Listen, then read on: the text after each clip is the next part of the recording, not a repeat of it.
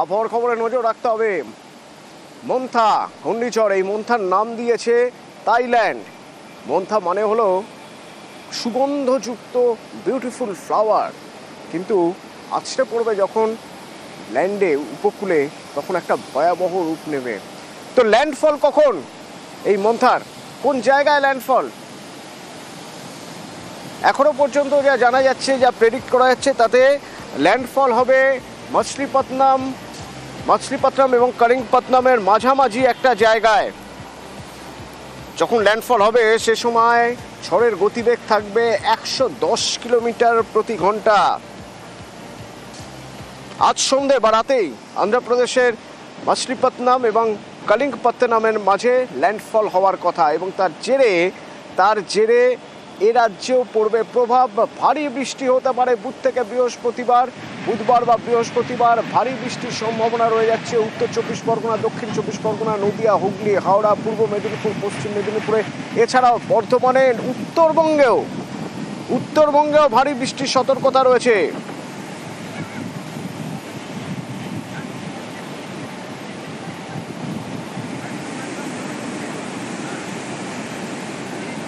আমাদের উপকূলের ছবি যদি আমরা দেখি তাহলে দেখব পূর্ব মেদিনীপুর, দীঘা হাওয়ার গতি বাড়ছে।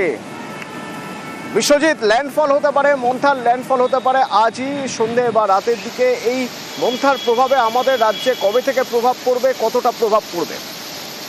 দেখো, মন্থা ল্যান্ডফলের পরে যখন ভেতরের দিকে অর্থাৎ ওড়িশা এবং ছত্তিশগড়ের দিকে আসবে, তখনই এর যে নিম্নচাপ অর্থাৎ গভীর নিম্নচাপের যে প্রভাব, সেটা এই মন্থার আমাদের বাংলায় পড়বে এবং আকাশ মেঘলা হবে। আজ রাত থেকেই আকাশ মেঘলার সম্ভাবনা। উপকূলের দিকে আজ বৃষ্টি হতে পারে।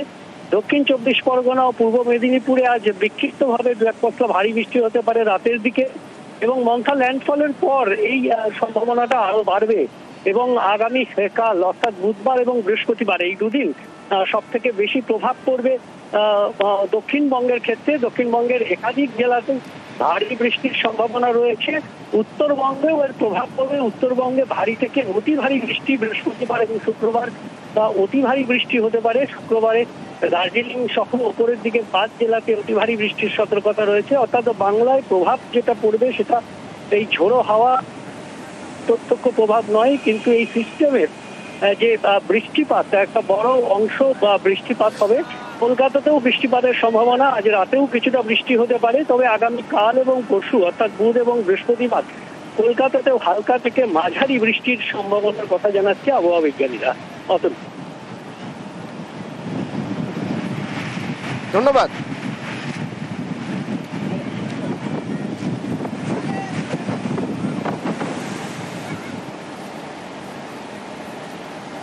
উপকূল অঞ্চলে ভারী প্রভাব পড়বে। ইতিমধ্যে পূর্ব মেদিনীপুরে দেখা যাচ্ছে উপকূল অঞ্চলে ঝোড়ো হাওয়া বইতে শুরু করেছে। দক্ষিণ চব্বিশ পরগনার ধান চাষিরা তারা এখন থেকেই টেনশনে রয়ে গেছেন। ধানের যে বিপুল ক্ষতি হবে এই মরশুমে, তাহলে হবেটা কি?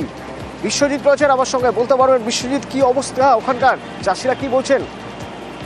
হ্যাঁ দেখো, চাষিরা কিন্তু এখন সেই তারা কিন্তু খুঁজে পাচ্ছে না, বা তাদের যে ধান তারা যে মাঠে রয়েছে সময় মতো শীতের ধান হয়েও এসছে, সেই ধান তারা কিভাবে তারা মাঠে রাখবে এবং কিন্তু এখন এটা করতে এই তাহলে পরে কিন্তু বড় সড়ো ক্ষতির মুখে পড়তে হবে এবং মাঠের ধান মাঠে থেকে যাবে। কোনো রকম ভাবে তারা কিন্তু কোনো রকম ধান সংগ্রহ করতে পারবে না, কারণ তারা যেটা বলছেন যে এই মুহূর্তে জল হলে ধানের যে আগা সেটা ভারী হয়ে যাবে এবং ধান গাছ ছিঁড়ে পড়বে এবং জল ভর্তি হয়ে থাকলে সেই ধান কিন্তু যেহেতু এখন ধানের সঙ্গে শীত এসছে অর্থাৎ ফুল এসছে, সেই ধান কিন্তু কোনো রকম ভাবে আর ফলবে না, নষ্ট হয়ে যাবে একেবারে।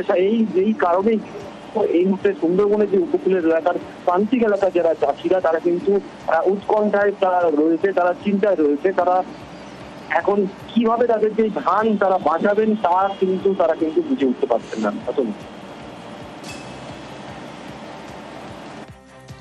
অনেক সমস্যা, এই জল হয়ে গেলে, ঝড় হয়ে গেলে ধানের ফুল নষ্ট হয়ে যাবে, প্লাস ধান গাছ শুয়ে যাবে। আবার জল হলে আবার এই যদি যখন পাকবে পাকা অবস্থায় যদি হয়ে যায় ধান সব ঝরে পড়ে যাবে। এই সমস্যা জলে ডুবে গেলে আবার মানুষজন অনেক ধরে একে কেটে বাঁধের উপরে তুলতে হবে, উঁচু জায়গায় নিয়ে যেতে হবে। অনেক চিন্তা। আবার একটা চাষ আসবে কখন, তখন আশা করে বসে থাকতে হবে। ঝড় আর জল হলে সমস্ত ক্ষতির আশা ধান আর কি পড়ে গেলে সব নষ্ট হয়ে যাবে। ধান আর থাকবে। জল হলে ধান ডুবে যাবে। এখন ধানের মাথা ভারী হয়ে গেছে, জল হলেই মাটিতে শুয়ে পড়বে, সে বলে ধান নষ্ট হয়ে যাবে। আবহাওয়ার খবরে নজর রাখতে হবে। মন্থা ঘূর্ণিঝড়, এই মন্থার নাম দিয়েছে থাইল্যান্ড।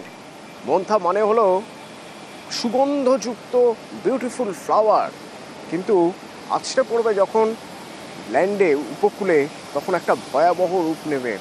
তো ল্যান্ডফল কখন এই মন্থার, কোন জায়গায় ল্যান্ডফল? এখনো পর্যন্ত যা জানা যাচ্ছে, যা প্রেডিক্ট করা যাচ্ছে, তাতে ল্যান্ডফল হবে মছলিপত্তনম এবং কালিঙ্গপত্তনমের মাঝামাঝি একটা জায়গায়। যখন ল্যান্ডফল হবে সে সময় ঝড়ের গতিবেগ থাকবে 110 কিলোমিটার প্রতি ঘন্টা। আজ সন্ধ্যে বা রাতেই অন্ধ্রপ্রদেশের মছলিপত্তনম এবং কালিঙ্গপত্তনমের মাঝে ল্যান্ডফল হওয়ার কথা, এবং তার জেরে এ রাজ্যেও পড়বে প্রভাব। ভারী বৃষ্টি হতে পারে বুধবার বা বৃহস্পতিবার ভারী বৃষ্টির সম্ভাবনা রয়ে যাচ্ছে উত্তর চব্বিশ পরগনা, দক্ষিণ চব্বিশ পরগনা, নদিয়া, হুগলি, হাওড়া, পূর্ব মেদিনীপুর, পশ্চিম মেদিনীপুরে, এছাড়াও বর্ধমানে, উত্তরবঙ্গেও ভারী বৃষ্টির সতর্কতা রয়েছে।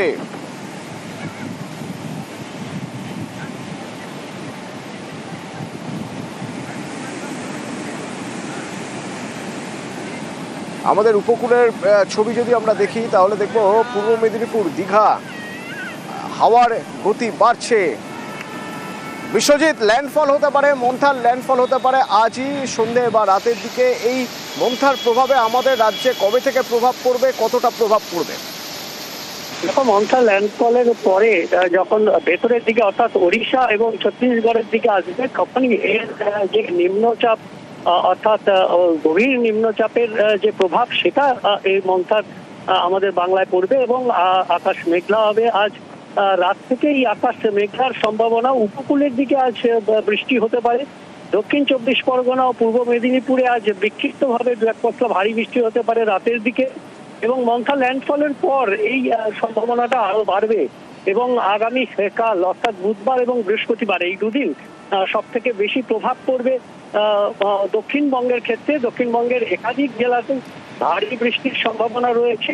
উত্তরবঙ্গেও এর প্রভাব পড়বে। উত্তরবঙ্গে ভারী থেকে অতি ভারী বৃষ্টি বৃহস্পতিবার এবং শুক্রবার, অতি ভারী বৃষ্টি হতে পারে। শুক্রবারে দার্জিলিং সহ ওপরের দিকে 5 জেলাতে অতি ভারী বৃষ্টির সতর্কতা রয়েছে। অর্থাৎ বাংলায় প্রভাব যেটা পড়বে সেটা এই ঝোড়ো হাওয়া প্রত্যক্ষ প্রভাব নয়, কিন্তু এই সিস্টেমের যে বৃষ্টিপাত, একটা বড় অংশ বা বৃষ্টিপাত হবে। কলকাতাতেও বৃষ্টিপাতের সম্ভাবনা, আজ রাতেও কিছুটা বৃষ্টি হতে পারে। তবে আগামী কাল এবং পরশু অর্থাৎ বুধ এবং বৃহস্পতিবার কলকাতাতেও হালকা থেকে মাঝারি বৃষ্টির সম্ভাবনার কথা জানাচ্ছে আবহাওয়া বিজ্ঞানীরা। অতএব ধন্যবাদ।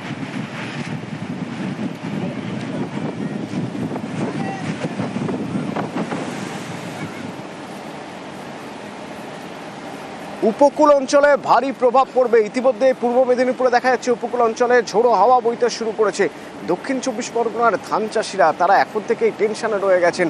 ধানের যে বিপুল ক্ষতি হবে এই মরশুমে, তাহলে হবেটা কি? বিশ্বজিৎ রয়েছেন আমার সঙ্গে, বলতে পারবেন বিশ্বজিৎ কি অবস্থা ওখানকার, চাষিরা কি বলছেন?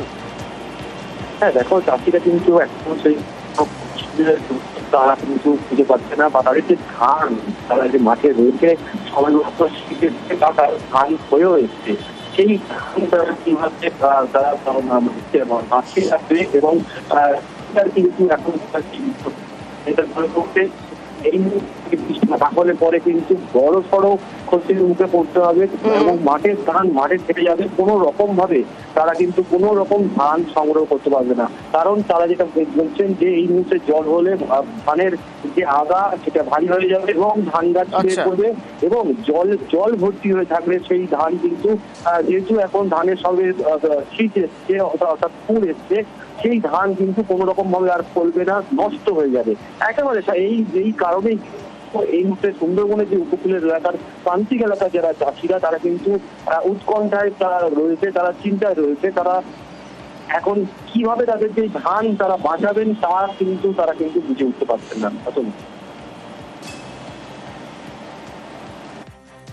অনেক সমস্যা, এই জল হয়ে গেলে, ঝড় হয়ে গেলে ধানের ফুল নষ্ট হয়ে যাবে, প্লাস ধান গাছ শুয়ে যাবে। আবার জল হলে আবার এই যদি যখন পাকা অবস্থায় যদি হয়ে যায় ধান সব ঝরে পড়ে যাবে। এই সমস্যা জলে ডুবে গেলে আবার মানুষজন অনেক ধরে একে কেটে বাঁধের উপরে তুলতে হবে, উঁচু জায়গায় নিয়ে যেতে হবে। অনেক চিন্তা।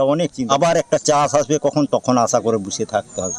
ঝড় আর জল হলে সমস্ত ক্ষতির আশা ধান আর কি পড়ে গেলে সব নষ্ট হয়ে যাবে। ধান আর থাকবে। জল হলে ধান ডুবে যাবে। এখন ধানের মাথা ভারী হয়ে গেছে, জল হলেই মাটিতে শুয়ে পড়বে, সে বলে ধান নষ্ট হয়ে যাবে।